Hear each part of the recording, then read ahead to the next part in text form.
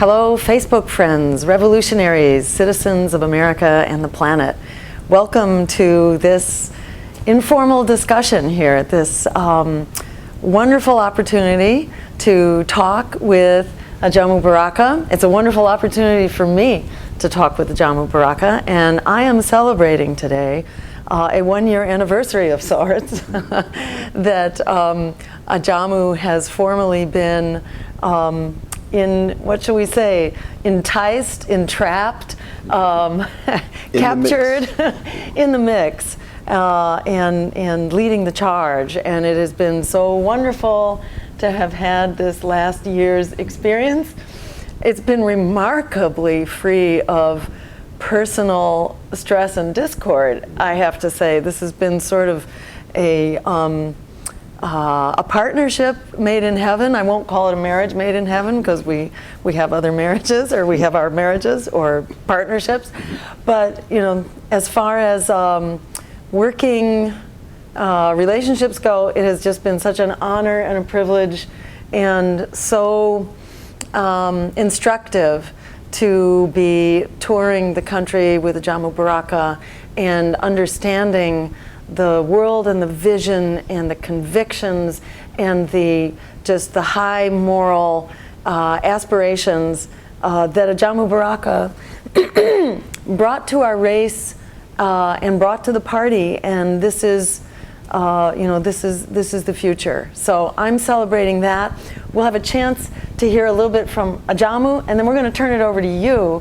So I want to ask you right now to please like this conversation and share it, and then post your thoughts about this year's partnership, this teamwork in the Stein Baraka campaign, or the Baraka Stein campaign, however you see it in your terms. What has it meant for you, and especially what has it meant for your engagement with this social revolution, this political revolution, this economic revolution that has really, I think, congealed in a way that just exceeded my wildest expectations for what you were going to achieve, what we together were going to achieve through the campaign, and by building a party, the only national party that is not funded by the predatory banks and the war profiteers. We've put ourselves on the map now, I think, as the alternative voice for political resistance. And we owe so much, I think, of our momentum and our high moral vision to my running mate, Ajamu Baraka. And I just want to thank you for that. Well, Jill, it's been a pleasure to be able to have this experience with you. And I want to thank you for having the confidence in me to be a part of your team. And it was a learning experience, not only getting a chance to move around the country and to talk with folks and to explore with people the possibilities in the electoral process, but it was a learning opportunity for me to watch how you operated and see your level of expertise and professionalism and attention to detail, and your example of what it takes to be a real political leader in terms of your hard work. And I tell people all the time, Jill Stein is one of the hardest working people that I know, because she is committed to what we're trying to do. She's committed to the ideals of the Green Party. And when you're committed like that, it gives you a sense of a mission. And so you will go the extra step. You will, be in the car, and after a whole day of activity, take a 2-hour nap and jump back up and do 2 or 3 more interviews before 12 o'clock in the evening. So it's been a pleasure watching that process and understanding or having it affirmed the kind of dedication and commitment you have to have if you're serious about making real change. So I want to thank you for that. And like you said, I mean, it was a real good partnership, and it's something that I value and will value as we go forward, because this mission isn't over. It might change forms, but we're not free yet. Exactly. I feel like I did to you what was done to me about 20 years ago. The best words I have to describe it was being tricked into running for office, thinking like, oh, you just do the movement building that we've been doing as social activists, and you've been a human rights activist and an anti-war activist and a racial justice activist, and I sort of got my start as a health activist, a health care activist, a democracy activist, and an environmental and anti-environmental racist activist, and was led down the primrose path thinking that a campaign would just be speaking to a broader audience. Fundamentally, that's what it is doing our social activism through a political channel that allows a lot of people to get engaged in that struggle. But there's all kinds of other stuff that goes with it that you don't know about.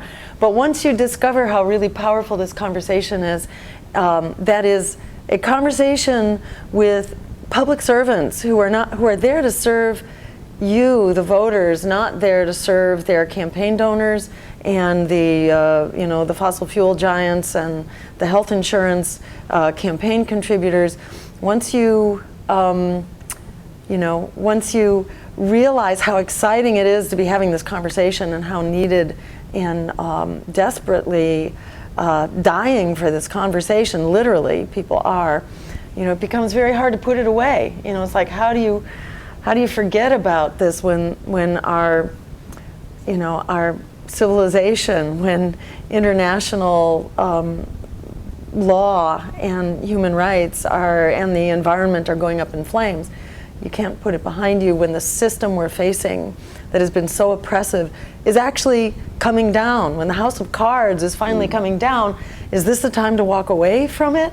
I don't think so. No, you can't walk away from it. I mean, as I said, the struggle may take a different form and different phases in one's life, but if you're committed to social justice and you really believe in the potential power of the people, then it's impossible to go off into the sunset and drink some mint tulips and relax. You have to keep on fighting.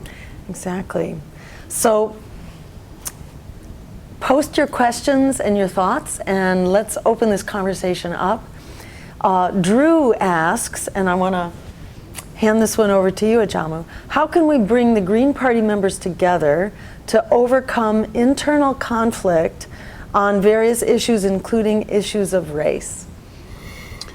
Well, good question. I mean, we have to do it the same way that other entities attempt to do it, and that is you put the issues on the table.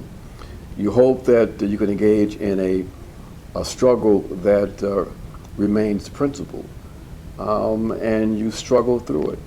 I think that if we do that, we can avoid internal strife that can be divisive. If we remind ourselves of our values, then we can keep the struggle, the conversation at a political level, and not allow it to descend to anything other than that. So you put it on the table. The issue of race is going to be an ongoing issue, and we talked about that a little bit this morning here at the conference, in terms of having to deal with race, with white supremacy, and deal with it in a forthright way, because if we don't deal with it, then we're not going to be able to realize the enormous potential that we have as a party. We've got to be able to have spaces that feel welcome. We've got to understand how white supremacy plays in the culture and how it plays as an instrument facilitating the continued dominance by the ruling elite. So we've got to deal with the issue of race, and it's a difficult question, it's a difficult issue, but we have no other choice but to deal with it directly. And if I can just add to that, acknowledging that we are a part of the society from which we come, in which white supremacy and white privilege is part of the fiber of the culture we're a part of. So, I feel like it's not a shame that we struggle with these issues. This is reality, and we can be confident and comfortable acknowledging that we have that burden of racism and white supremacy to excise from our green culture. That said, the more we are in there, in the trenches, working shoulder to shoulder to combat racism, internally but externally as well, the more that we are fighting for institutional change to right the wrongs of centuries, the more that we as the Green Party are the vehicle for real solutions, whether it is ending mass incarceration, whether it is pardoning the victims of the drug war who shouldn't have been incarcerated in the first place, creating housing, ensuring the right to vote, and that right to vote is never taken away for those who are incarcerated, whether it is working on reparations. By moving forward on the social burden that we all share, we help build the trust, and we help right the wrong, which is really, it's a gaping wound. It's not like it happened, it's over. No, it's a gaping wound, and it's compounded generation by generation.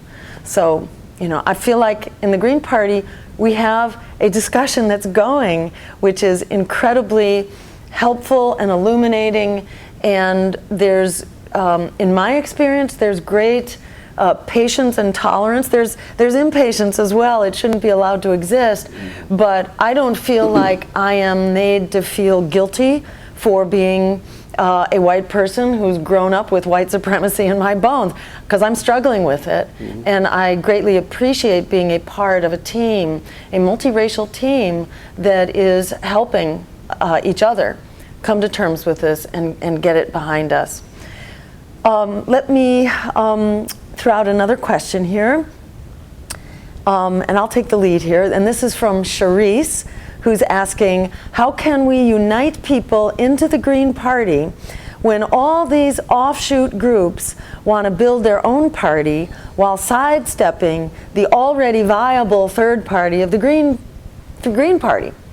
And that's a really good question, Charisse, and this is something that we see over and over again as long as I've been a member of the Green Party for 17 years or so. We're constantly seeing sort of, oh, I have a great idea. Let's create an independent third party. But when people say that, there are two problems. Number one, they have no idea what it takes to create an independent third party. If you're a corporate third party and you have money coming in from, the powers that be, from corporations, from the oligarchy, from, special interests, then sure, you can create your cookie cutter pseudo third party. But if you're really creating a people's third party, it takes about a generation to actually do that. And I think personally that we're out of time. The clock is ticking and the alarm has gone off. It's really time for us to cut to the chase, and we need to build on what we have. People often say, oh, the Green Party, but there's a problem, like the name has been too much associated with whatever, with opposition or dysfunction, or in one way or another it's been dragged through the mud. But the reality is, once you are an opposition party, you too will be dragged through the mud the minute you actually become a threat. In the words of Frederick Douglass, power concedes nothing without a demand. It never has and it never will. We need to be that party of demand, and we've got to build on the momentum that we have established. There's no easy ride here. This is a struggle forward, and we've got to build. If we allow the powers that be to talk us into disavowing the Black Panthers or the Progressive Party or the Socialists, if we disavow all those who've laid the groundwork here. And by the way, the abolitionists were called spoilers too. Those who were working to abolish slavery were also called spoilers. We will all be dragged through the mud, fear campaigned and smear campaigned in the process of being an opposition party. So we need the courage of our convictions. We need to stand up. We need to work with what we have. And that means working with the other non-corporate independent parties. We're actually in the process of doing that through a framework called Left Elect, which brings together actually the non-corporate political parties, the progressive, the peace and freedom, the various parties of African nationalism. There are a number of small principled parties who are not sold out, who are really dedicated to the revolutionary ideals that the Green Party has come to represent. And we are working to build solidarity and build collaboration, running on each other's tickets, helping each other with our campaigns and so on. So it's happening here. Starting anew is basically denying the work of the last generation or so, and you're in for a very rough ride if you have the illusion that you're going to start over here before the meltdown happens. That's really the key. I mean, that last point, I mean, everything you said is really spot on, but people don't seem to understand how difficult it is to build a viable alternative party. And like you said, I mean, the Green Party has really just gotten to a place where it has the experience, the ability to get on 46 different ballots for the national runs, to have a cadre of activists now who can, administer and develop a third party. So when I hear people talk about, oh, let's just start another party, it doesn't sound serious to me. These are folks who really have no clue. It's people who've been on the sidelines, who don't know what kind of a struggle it is. Remember, at the time that the Green Party was founded, so too was the Labor Party, so too was the New Party, several other parties that have basically been wiped off the political map. Right now, the Green Party is the only national scale, non-corporate political parties. So the socialist parties, the progressive parties, peace and freedom, they're doing wonderful work, but they've basically been knocked back to a city here and there or a state here and there. The Green Party is sort of the standard bearer for this fight at the national level. So let's just use it together. And if you want to argue about the name, we can have a debate about the name. There are certain benefits to the name because this is a global movement, and there are Green Parties around the world. Some of them need more work than others, but some of them are also leading the charge. The Green Left parties, for example, in Western Europe. So there's been an enormous amount of work done, and if you think you can just toss it aside, then you're in for a rude awakening. Let me throw the next question at Ajamu. This is coming from Edward, who asks, what is your advice to state Green parties and candidates for state and federal office when it comes to getting out the vote?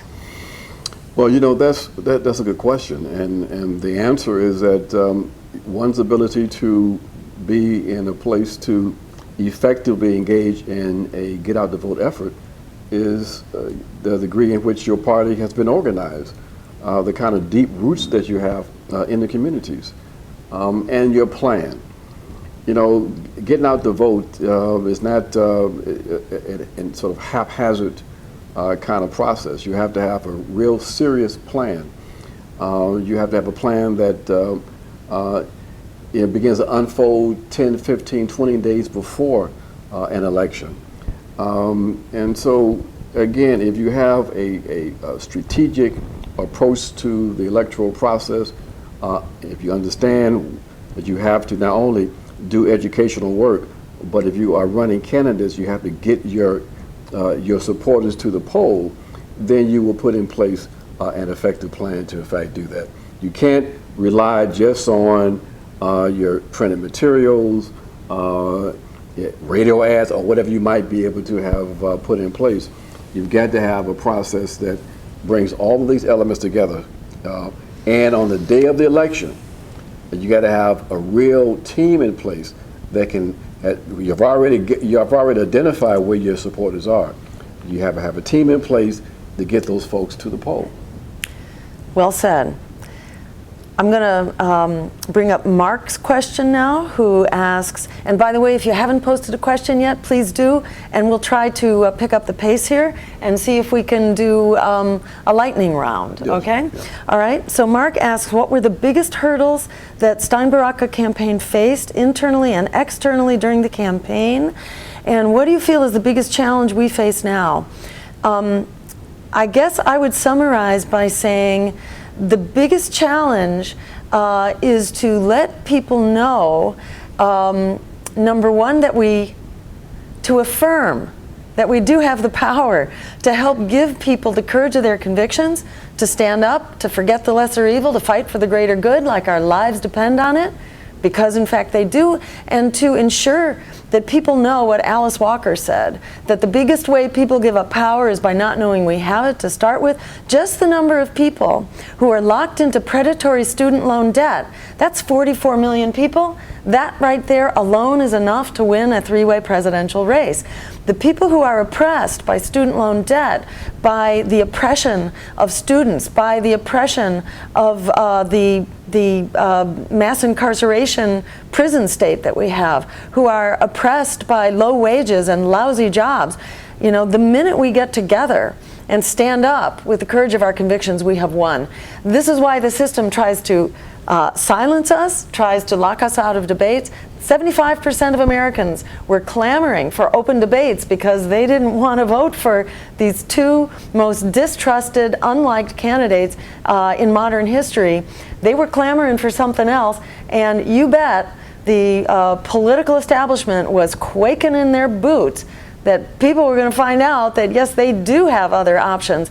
And that's our job right now, because you know, it's a majority of Americans actually who are clamoring for another political vehicle and another political voice. That is our job. That was our biggest challenge in 2016. That's our job going forward, is to let people know that there are incredible candidates out there, like Seth Caperdale, like Akeem Brower in New York City, Connie, who's running for governor in Ohio, Kenneth Mejia in Los Angeles running for Congress, Sherry Honkala, who will probably have a revote because the Democratic machine so corrupted the vote in her district in Pennsylvania. They're in court now, and they may very well have a revote. So we've got great spokespeople who are lifting up the voices of their frontline communities. America has become one big frontline community. We are a community that is struggling to survive, and we deserve a political voice. The minute we have that political voice, history is changed. Well, I think that everything you said, I say ditto. I think internally we have to make sure that we have more effective coordination between campaigns and party structures. We want people to understand that the campaigns can be used as a vehicle to build your parties. Externally, during the campaign, we had to deal with the fact that we were in the crosshairs of the Democrat Party machine that was doing everything it could do to undermine our credibility. And because we're up against a machine that had literally hundreds of millions of dollars, it made it very difficult for our message to penetrate. And when we were blocked from participating in the debates, that was a very difficult hurdle to get over. Well said. And again, I'm going to try to rein myself in here so we can get through the rest of these questions. Aaron asks, what lessons can you draw from the experience of Green parties elsewhere in the world, like Australia or Germany, to replicate their electoral success in the U.S.? Let me mention, in Austria, the president of Austria is actually a Green now, who ran against a member of a fascist party in Austria. And the reason that he won was because he had the courage to stand up against, not only against neo-fascism, but against immigrant bashing, and to stand up strong for immigrant rights. And same thing in the Netherlands, where the Green Party is now the biggest party of the left, and it's actually the major party in their urban centers, like in Amsterdam. Green Party is now #1. It's also #1 among young people. And I think it's what we do together. It's what you do to get the word out. It's by liking this conversation and sharing it. It's by tuning into the Green News Network. It's by tuning into your local Green Party. The work is being done, and already people are coming. It's not just if you build it, they will come. They are coming because people have been thrown under the bus for long enough, and it's our job to just provide the vehicles, get our candidates out there, get the word out, sign up to assist these campaigns that are going down right now, make a contribution to them, and you'll find them on this Facebook page. Make a contribution, sign up to help Phone Bank, which you can do from wherever you are. It's by doing these concrete things. This is not rocket science. This is about turning the crank to get the word out, move our candidates forward, and let's take back our future together. I agree. Great. You want to take another one here? How about this one? What's next for the Green Party? How are we going to expose oppressed populations to what the Green Party has to offer? Well, we have to continue to build relationships with frontline communities or oppressed communities, their organizations. We can't expand the ranks of the Green Party unless we in fact do that.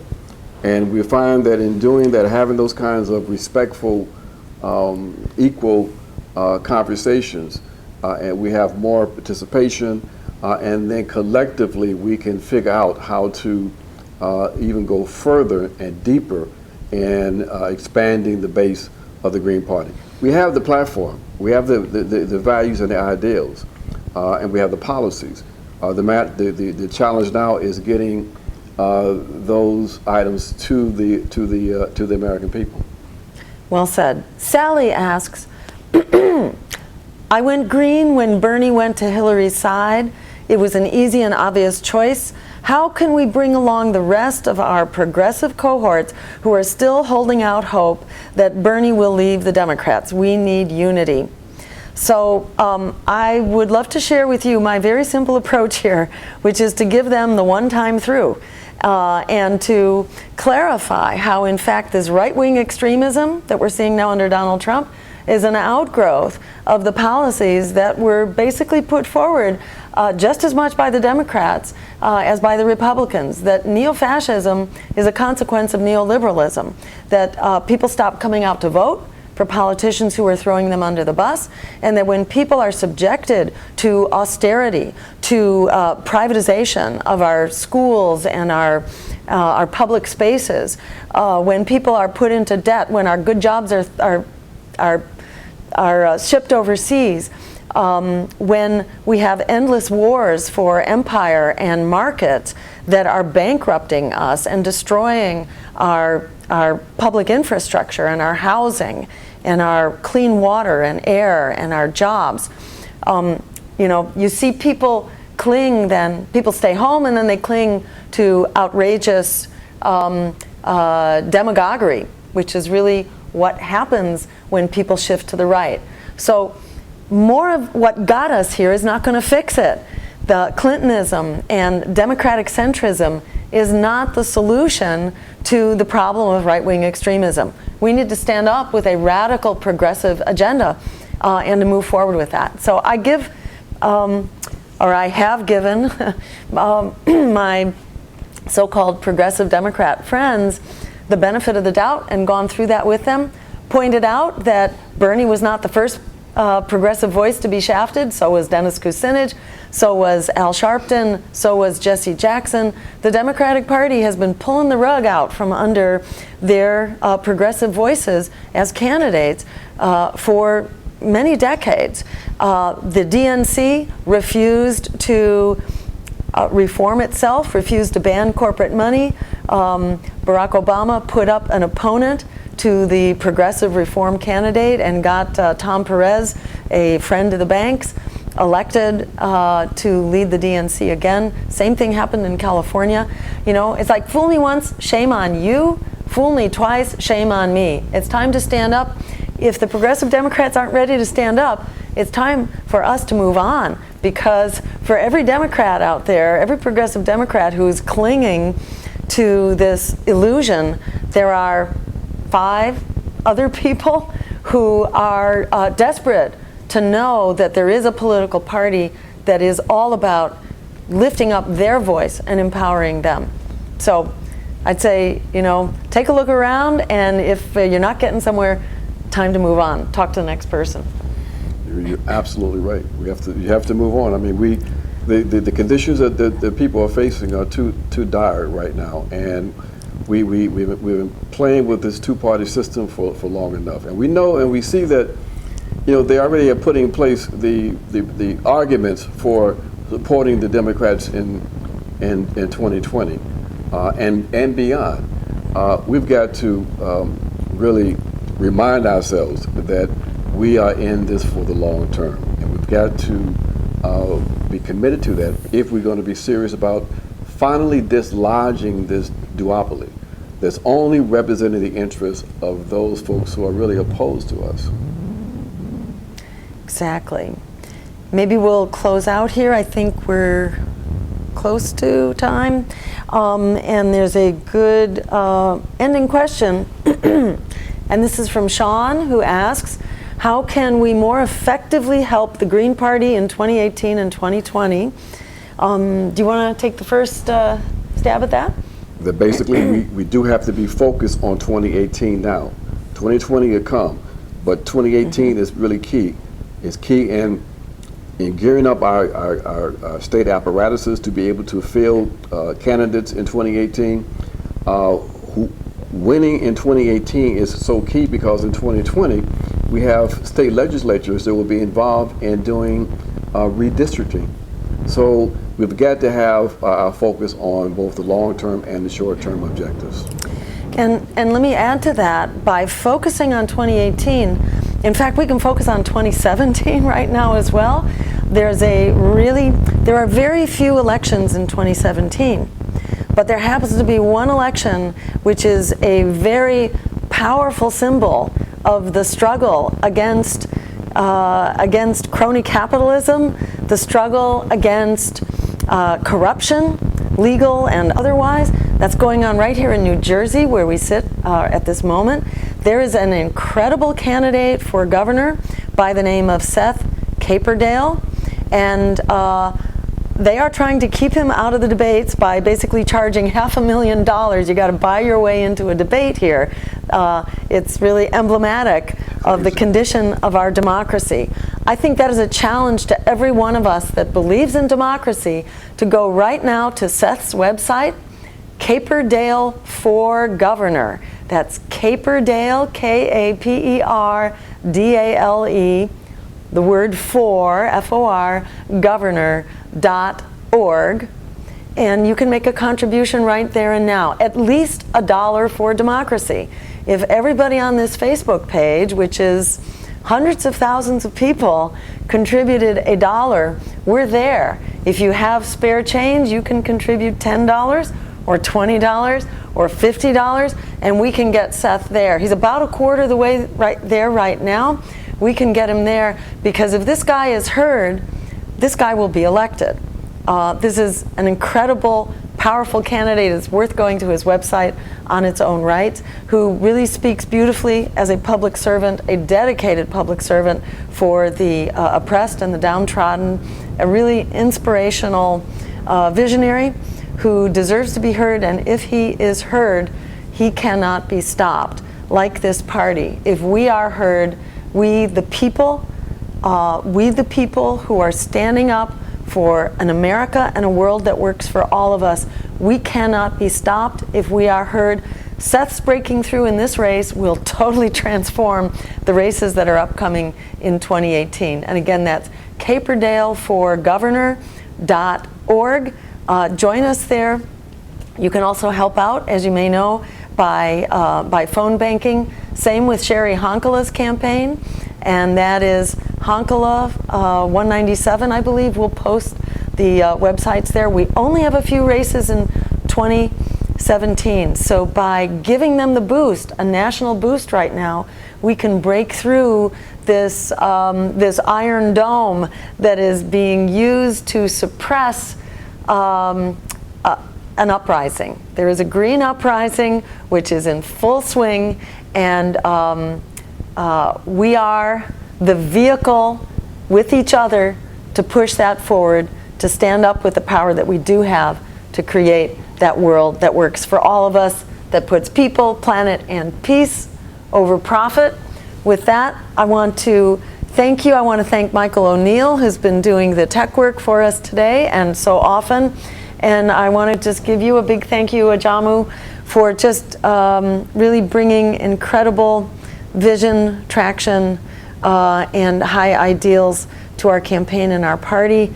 And I'll echo Ajamu in saying the fun has just begun, and we look forward to working with you as a team for a long time to come. Thank you also. Thank you.